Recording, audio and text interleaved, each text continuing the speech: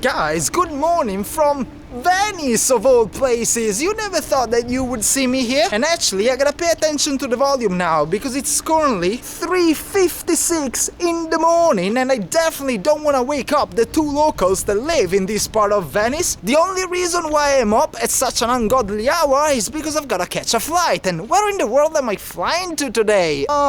Today I'm flying to Tallinn, Estonia. You guys know that I've got this weird fascination with borders, so I've decided that the first thing that I'm gonna do after landing in Tallinn, Estonia is gonna start heading eastwards through an area that is highly dominated by the Russian-speaking minority of Estonia. And where I wanna end up today is one of the most fascinating for me borders of Europe. The border between Estonia and Russia, between the European Union, Schengen, NATO, and freaking Russia! By the end of today, we will need to be in Narva, the very last Estonian town before the border with Russia. And the very last Lenin statue of Estonia, obviously was part of the Soviet Union until 1991, is to be found in Narva. So let's just say that the Lenin statue of Narva will be our ultimate target for today. And on the other hand, the first target for today is gonna be the bus station of Venice because I gotta go to the airport now. Quante persone? Uno solo. Grazie.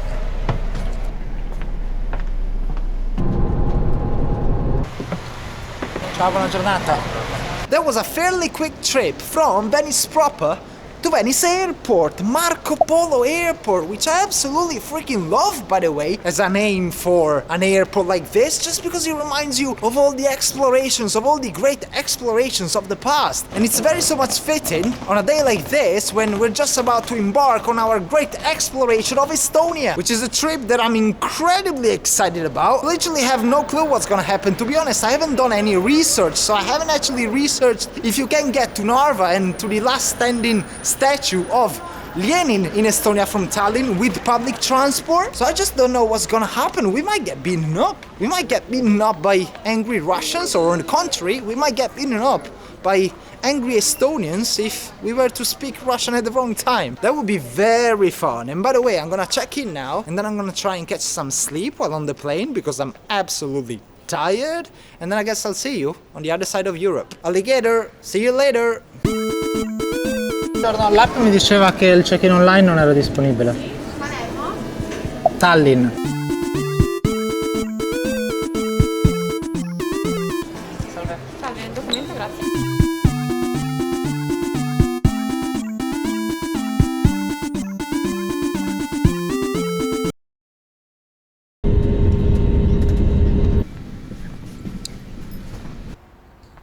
Ladies and gentlemen, good morning from Tallinn. We've made it. Look at that. That's the Estonian flag. It's a pretty freaking flag, let me freaking tell you. And welcome to modern Tallinn and modern Estonia. Crazy to think that this used to be the same country as freaking Uzbekistan up until 30 years ago. But it was. And now what are we going to do? We said that we would start heading eastwards towards Narva, and that's what we're gonna do. However, I was thinking that just because it's summer here in Estonia and the days are quite so long, I was thinking that we might actually split the trip into two. We've got time for that just because I think the sun doesn't set until very late into the day. I think it might set at 6 or 7 a.m. of the day after, which is crazy if you think about it. So I found this place. It's called Sillamäe, which is sort of halfway through between Tallinn and Narva, and it's pretty interesting because in Soviet times it used to be a closed city, you know, one of those that wouldn't figure in any map, and its existence was just kept secret to anybody not from the town. So I think that will make for a pretty interesting trip if you ask me. So let's go. Let's actually go back to the airport terminal because I want to find the info desk and I just want to figure out how you can get to the bus station from here, from the airport. I also want to try and speak Estonian. I don't want to speak Russian yet today here in Tallinn. So let me just figure out how you say hello in Estonian, if it's not crazy complicated. Hello in Estonian is tere. Oh, that's really simple. I think it's similar to Finnish, isn't it? Tere, tere. Tere, tere. Tere. Can I go to the bus station from here with the tram? Number 7. Ah, fantastic. Where do I buy the ticket? Okay, there's a machine at the tram stop? Yes. Okay, that's fantastic. Thank you very much.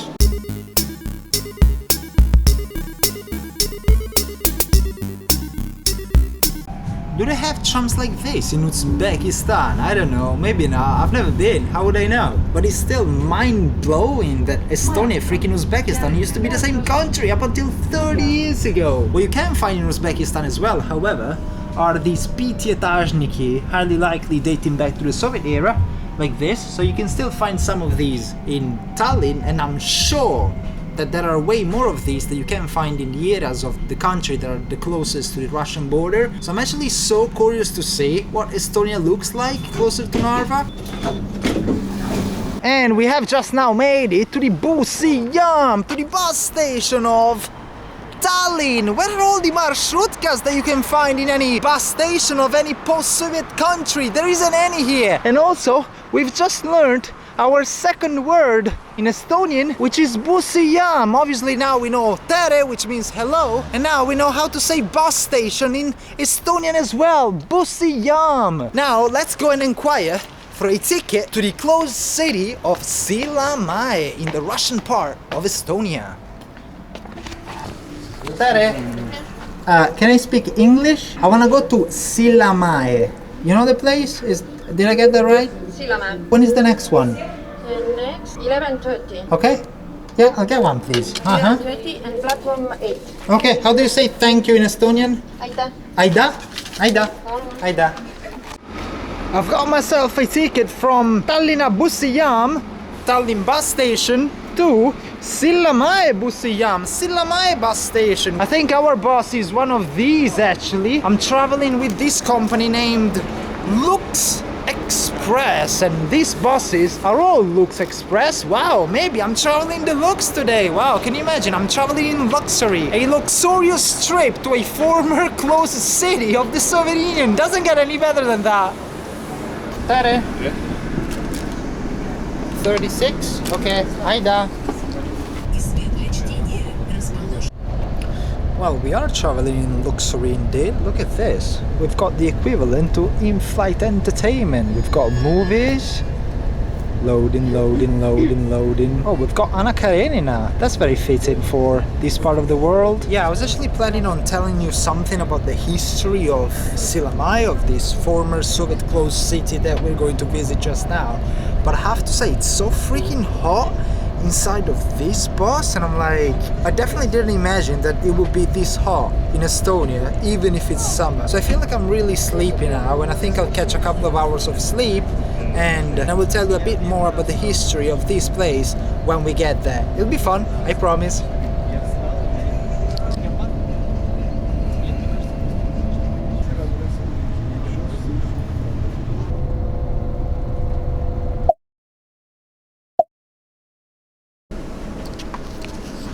Now it's time to tell you a little bit more about the history of this place. Let me read from atlasobscura.com. The small Estonian town of Sillamäe is, today, easy to track down and even featured in many tourism guides. But during the Soviet era, it was a secret town, rarely depicted on maps and only referred to using codes like Moscow 500 and Leningrad 1. In the 19th century, it was a small resort town that celebrities of the time visited, including Tchaikovsky and Pavlov. And you can freaking see why. Look at that, you've got the freaking Baltic Sea over there. But right after World War II, the town changed forever. Due to the building of a uranium enrichment plant in the region, it became off limits to anyone other than those directly linked to its operations. There are many cases of towns like this all over the former Soviet Union. The most popular one obviously is the one that we've been to, which is Vorkuta, right? Obviously the economy of towns like these in Soviet times was absolutely booming, but then after the collapse of the Soviet Union, most of the mines and most of the factories were shut down, and most of the population of these places fled and left to other places.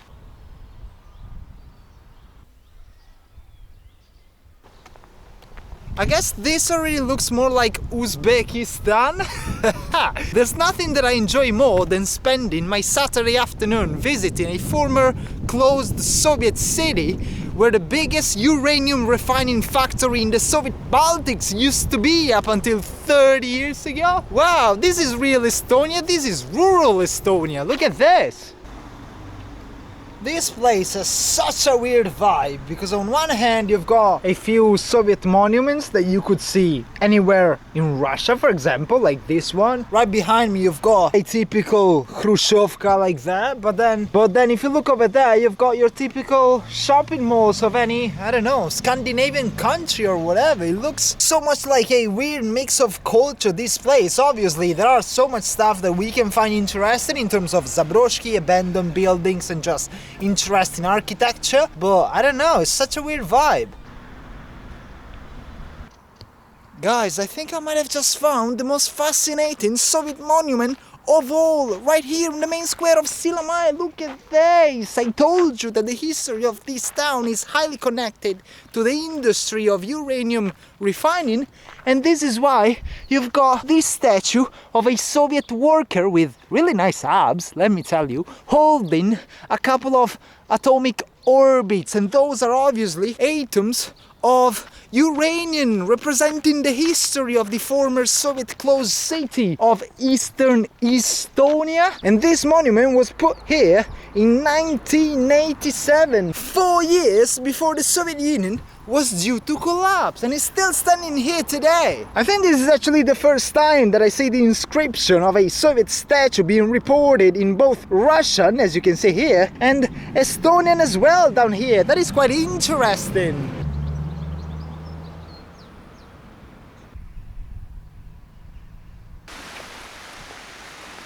Okay, I now get it why this place seemed to be like a ghost town to me. Everybody's at the beach. I mean, it's like 30 degrees today, so I totally get that. And you can actually see some people who are bathing in the waters of the Baltic Sea. In the uranium polluted waters of the Baltic Sea here in Silamai. Can you see the industrial chimneys over there in the distance? And also you see the industrial port over there towards that direction as well. Which sort of act as a reminder of the dark past of Silamai, if I can say so. Oh, I might very well sleep here. Oh my god, I'm absolutely knackered. Oh my god, look at this. Look at this nice view. And just imagine over there, right there on the opposite side, you've got what? You've got Helsinki, you've got Finland. Over there, you've got what? You've got the Oblast of Leningrad, you've got St. Petersburg, still on the Black Sea. And it's ever so close if you think about it, because we're what? We're still 30 kilometers from the border with Russia, from the border with the Russian town of Ivangorod. And then, if you think about it, St. Petersburg is not too far off. Okay guys, the situation is as follows. I had just gotten back to the bus station of Silamai, and basically I posted a picture of this place on my Instagram, and I was like, okay, now it's finally time to go to Narva. And then somebody, an Estonian follower, messaged me and he told me that since I'm here in Silamai, I should absolutely go and visit a ghost town, an Estonian ghost town, not far from here. This place apparently used to be an old mining town back in the days of the Soviet Union, and it is now almost completely abandoned. Basically, you guys see this street sign right here? It says Narva 27 kilometers, and I was basically ready to jump on a bus and go and visit the last standing statue of Lenin in Estonia in Narva. But then this guy told me about this ghost town, and the name of this ghost town is Vivikonna, which is only 9 kilometers from here, and I'm absolutely tired because I haven't slept a bit after my early morning flight today, and I was like super conflicted for a minute, but then I was like, oh my god, a ghost town here in Eastern Estonia? Yeah, I absolutely gotta go and visit it. So let's see if we can either find a taxi, which would be preferable, but if we can't, I'm actually afraid that I might have to go and walk these 9 kilometers to Vivikonna. Добрый день, вы такси? Да. Поедем в Vivikonnu и обратно, туда и обратно. Сколько стоит? 25 евро. Туда едем 10, час жду. Это будет еще, 15. Окей, хорошо. Что там, заброшенные что-то? Заброшенный поселок. Хорошо. Есть мало жителей осталось. Не полностью заброшенный тогда. Здесь мало жителей. 99% заброшено. Хорошо, интересно. Там живет, по-моему, 10 человек, да? что ли. А почему запросили, что было там? Раньше был карьер, добывал сланец, был поселок. А потом закрыли, и поэтому все уезжали. Да. Окей, уезжали куда? Сюда, Ну, у меня наверное? жена оттуда была. Окей, интересно. Давайте посмотрим. So it's like 40 degrees in this car. And we're now currently heading to the ghost town of Vivikona, which is a ghost town apparently at 95%, because there might still be some people who live there. I don't know, I guess we'll just go and see. А вы что, по национальности русский, представляю?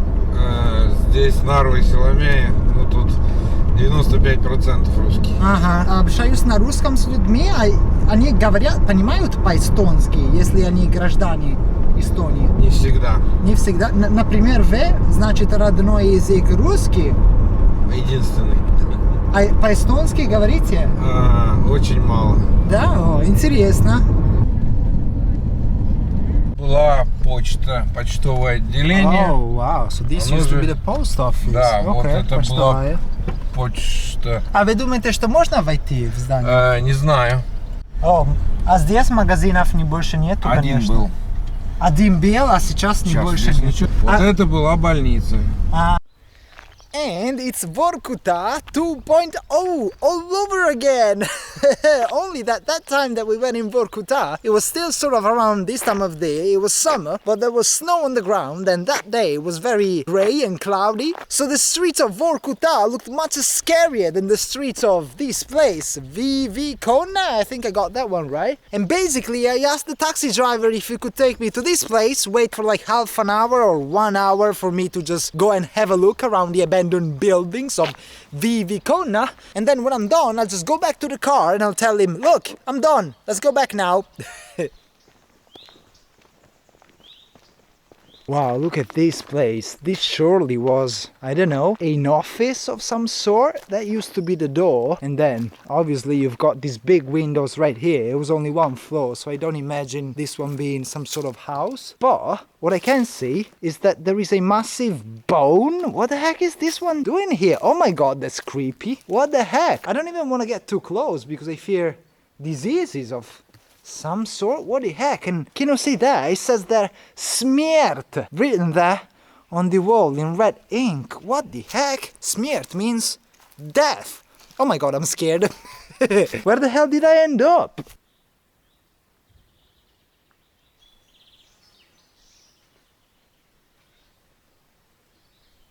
This used to be where the water for the village of Vivikona was stored back when people were actually still living in this village. And now obviously the water flow has been completely shut off, and the very few residents of Vivikona now, they don't have running water, they have to run their own power generator if they want electricity. Such is life in a place like this, forgotten by God.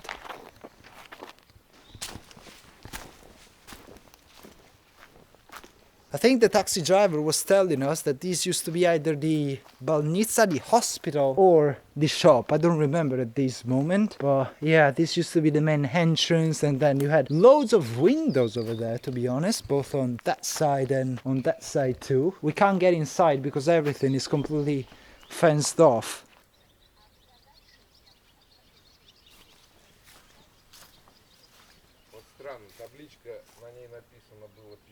Здесь? Да. Живут? Да. Сейчас? Да. Откуда знаете? Я как-то приезжал, кого-то привозил. Они говорят, здесь бабушка живет. Вот этот все. Ага. А этот Okay. здесь. Well, the guy was actually saying that somebody is actually still living here. Well, there you go. You guys can see the front door. And then you've got some flowers on that window right there. So, yeah, you definitely still have some people living here. 3 квартиры вот в этом здании живут. А не хотите уезжать? Нет. Почему? Просто это не ваш хочу, дом? Да. А у вас вот отопления нету? Печное. Печное. Печное. Сами. А, это дрова. А вода есть? Вода, да. Вода есть. Да, канализация есть. А электричество есть? Есть. Канализация, вода. Окей. Я думаю, что не было бы. Но если... А если вам надо в магазине что-то купить? 9 километров, потом такси можно или автобус. А, в Силомае? Да, Вы родилась здесь? да. О, во время Советского Союза. Все люди уезжали после СССР? Когда закрылся карьер, Здесь жили, здесь была школа, Детский Сад, сад, да. Ясли. больница, магазин, ясли. А здесь теперь живут только пенсионеры? Да, в основном пенсионеры. Ага. А вот Если эта антенна телевидения, это телевидение. Россия? Ну, Россия, Эстония. Эстония, все. А, вау, поэтому у вас есть оба эстонских канала и российские Да. каналы? Да, тут Россия рядом. Россия, А, да, я в другую знаю. сторону Эстония. Одна. А, значит, все русские здесь в Эстонии посмотрят российские Да. телевидения? У меня раньше супруга здесь жила. Он тоже знает мою жену, говорит, здесь жила. Ah, да? Oh. Oh, wow. So, I've just been invited to see the apartment of this babushka here in this semi-abandoned village.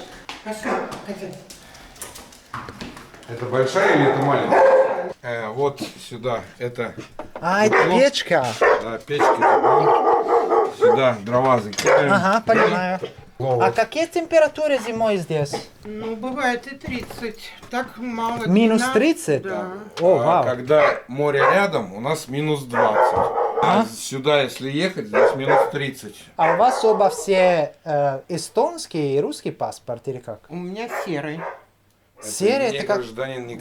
Почему? Потому что вы были граждан СССР? Чтобы получить гражданин Эстонии, надо уровень языка знать, экзамен сдать. Если ты плохо знаешь эстонский язык, ты экзамен сдать не можешь, ты житель Эстонии, но не гражданин. Ты не имеешь права занимать должности, ты не имеешь права служить в армии.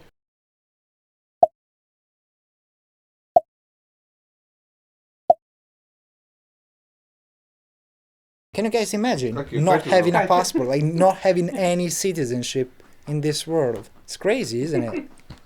Катя ее зовут. А русский паспорт почему не дали после СССР? Надо платить было. Да? Wow, what a place. We just visited the place, the flat of this babushka who invited us in. Yeah, she basically told us that she's one of those people without citizenship. Basically, she's a resident of Estonia, but just because in order to be able to receive the citizenship of Estonia, Latvia and Lithuania after the fall of the USSR, Russian people had to prove they were able to speak the national language, in this case Estonian, and she just was never able to do it, and like she's not citizen of any country in the world. Хорошо, давайте обратно, потому что мне надо взять автобус до Нарвы. Alright guys, it was a lot of fun driving around the streets of the semi-abandoned village of Vivi. Как называется? Вивиконно. Vivikonna. But yeah, now it's time to go back to... Oh, спасибо. It's now time to go back to Sillamäe because we gotta catch our bus to visit the last standing Lenin statue of Estonia. У меня есть страсть для границ. Закончится страна, и снова еще есть другая страна, поэтому я хочу посмотреть границу, но по реке. Тоже памятник Ленину. Я хочу посмотреть там. Мне сказали, что я, насколько знаю информацию, Нарвский замок, что его внутрь где-то поставили там в уголок. Окей, ну, значит, надо войти в замок. Да. А можно сегодня вечером? Ой, я не знаю. Может, что надо ждать завтра? О, боже мой. А может быть, сегодня вечером нормально будет. Надеюсь. The guy was saying that the Lenin statue of Narva is not in its original place where it once was at the times of the Soviet Union, at the center of town, but it has now been moved to a location inside the castle, I think, or the fortress of Narva. I have no clue what's there. So it could be that it might not be super easy to find this Lenin statue tonight, but I don't know. Let's just get there and we'll see what we can do. Guys, I'm getting on the bus now, on the final bus for today. We're finally going to our final destination for today. That is Narva. Thanks, Sillamäe. It's been real. I had a lot of fun.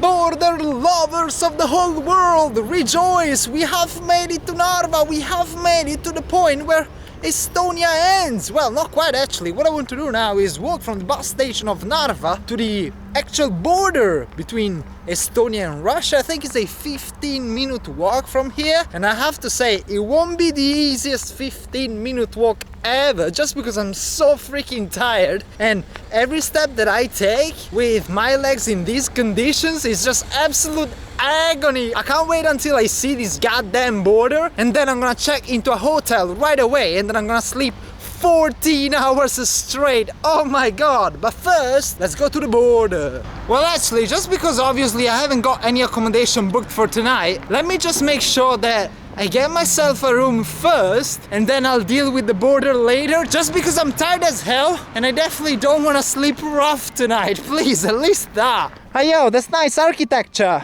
So there's a hotel here on Alexander Pushkin Street, so let's just get the key to the room and then let's go to the border. Здравствуйте, я видел на сайте, что у вас есть комната. Да, только ночь. 15. Пешком. Да, 10-15 Окей. минут. Okay, хорошо, тогда увидимся скоро. Bye.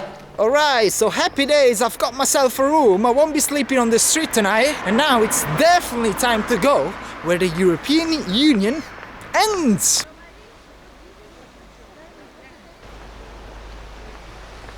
How freaking crazy is this? This is pretty much as border porn as you can get. Look at this. We've got the fortress of Narva here on the Estonian side, and then right opposite we've got the fortress of freaking Ivangorod with the Russian flag over there. Oh my god, wow, look how close we are to Russia. This must be something like, I don't know, 30 meters. And you can see here the road on the bridge with the trucks over there crossing the border from Estonia into Russia, from Narva into Ivangorod. Estonian flag up there on the Narva fortress, Russian flag up there on the Ivangorod fortress. This is literally where the European Union ends, all the way from Lisbon, from Cabo da Roca, the westernmost point of the European Union, all the way to here, to Narva, on the other side of the continent. It's fascinating. If you're a geography nerd just as much as I am, oh my god, you must know how much I'm rejoicing this moment just now.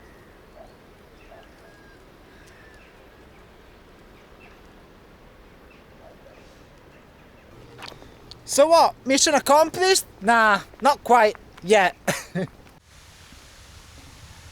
Well, this is proving to be one of the most complicated videos I've ever had to make, and I went to freaking Magadan with my camera, Jesus Christ. Not only have I had to sweat massively over the course of the whole day because it's been so hot, but now it looks like I can even show you the Lenin statue today. Obviously, the Lenin statue before the collapse of the Soviet Union was at the very center on the main square of Narva, and then when all Lenin statues were removed in Estonia after the collapse of the Soviet Union, the Narva one was actually moved to another place from the main square of town, to a hidden spot inside of this fortress right here on the border between Narva and Ivangorod, between Estonia and Russia. And obviously, just because this Lenin statue is inside this fortress, you can visit the Lenin statue of Narva only when the fortress is open, which is definitely not at 10:35 on a Saturday evening. So I'm definitely too tired to show you my hotel room where I'm going to spend the night, so I'll see you directly tomorrow morning. Another day, another obstacle, as we can see that the Lenin statue of Narva is fenced off like this here inside the fortress of Narva, right opposite the Russian town of Ivangorod. But it's not that big of a deal anyway, because we can still see the statue of Lenin, and we can see that it's in its usual pose, like this, pointing forward. Obviously, the Estonian administration of the town was pushing for this statue to suffer the same fate as any other Lenin statue in Estonia, meaning that it was meant to be destroyed. However, that just wouldn't fly with the population of Narva, which obviously is a town with a population of 95% ethnic Russians, so that would have been a big no-no. At the end of the day, Narva and Ivangorod, before the collapse of the Soviet Union, they used to be part of the same municipality. So I guess I'll just wrap up this video here. It's been one hell of a journey, right? It took us a little over 24 hours to go from freaking Venice all the way through Tallinn, the closed city of Sillamäe, the ghost town of Vivikona. Guys, I guess we will have to start making our way back very soon. So yeah, stay tuned and see you soon. Cheers! Thank you! Bye!